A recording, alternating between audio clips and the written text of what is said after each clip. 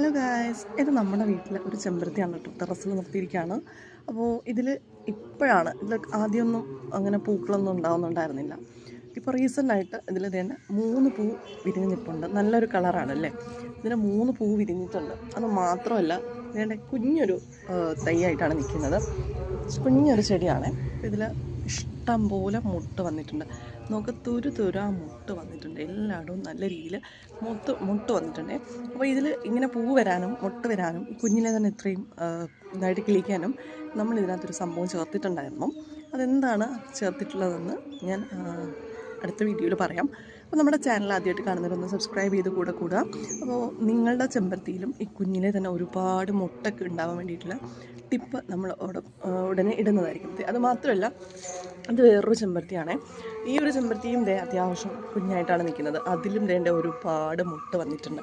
ഇഷ്ടം മാതിരി മുട്ട വന്നിട്ടുണ്ട്. അപ്പോൾ എന്താണ്